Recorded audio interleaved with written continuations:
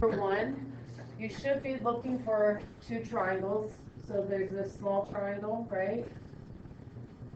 And then that, or the larger triangle. And then there's the smaller triangle. Okay?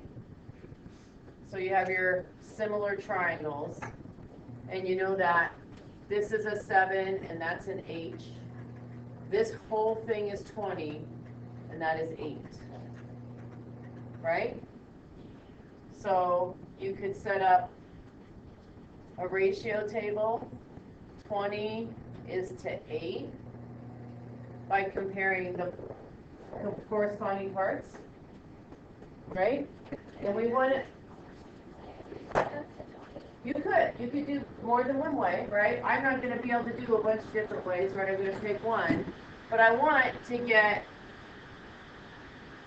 a 7 eventually, right? I want that 20 to be, I want to have, like, if I set it up at a ratio of proportion 20 is to 8 as 7 is to 8. Do you guys agree with that? So I need a 7 to appear up here, don't I? So I could make this, so there's a lot of things. Like I could divide it in half and put 10 to 4, right? Or 1 to 0.4. You guys agree with that? And then I can multiply by 7. Does that help, Jason? So your final answer is H is equal to 2.8 feet. It would work. There's 4 different ways you can set a ratio up. Okay. Any questions on this one? Hopefully you guys saw this one pretty easy, right? You're just multiplying by 3, right? Multiplying by 3. So x is 3, right? Okay, what about the other ones? Sam. C. I would take your 56 and 70 and reduce it down. Do you see that they have a common factor?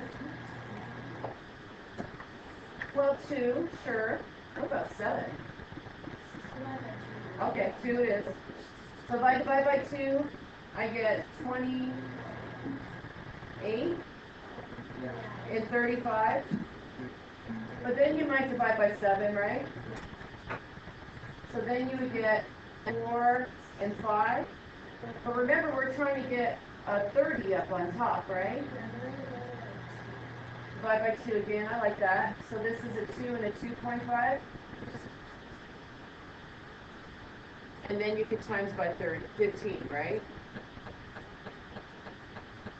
Times by 15. And you would get 30. And then when you do 2.5 times 15, you're basically doing 15 times 2 plus half of 15, right? So 37.5. So K equals 37.5. So that works. Suki. Wait, no, sorry. Let's do D with the common denominator method, just so there's a variety of options, right? Of how to do problems. What about B? We could do B. Zoom in a little bit. 2/6 is 1/3, right? So we want to get from 1 to 5 now, right? I mean, we want to. Do you see where I got the 2/6 from? Right? To the 1 to 3rd. I divided both by 2. So I need to get to 5. So I'm going to just multiply by 5. I have 15, right? Yeah. Okay, so let's do D.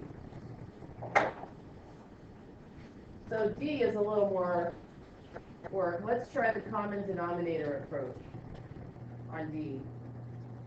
Just trying to move this over here a little bit. Okay, so for D, how about if we make common denominators of 36? This is the fact family that Nick was asking about.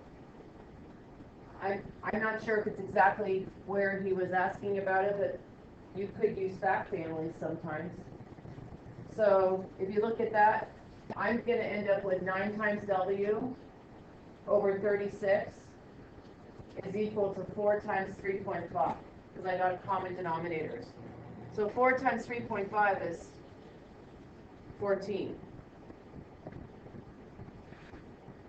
Does that make sense so far? So since the denominator's the same, I have to make the numerators the same, right? So 9 times something is equal to 14. So 9 times something is equal to 14. So I'm gonna, basically what I need to do is take 14 and divide it by 9, which is just the fraction 14 ninths, or 1 and 5 ninths. Right? Fraction bars mean divide. So 14 divided by 9 is the same thing as 14 ninths. Is that the same thing as 1.59 repeating? It's 1.5 repeating. Oh. Okay? So I'm going to stop the little recording, and this will just be the first half. I'll still read you answers. Okay? I'm just going to stop it.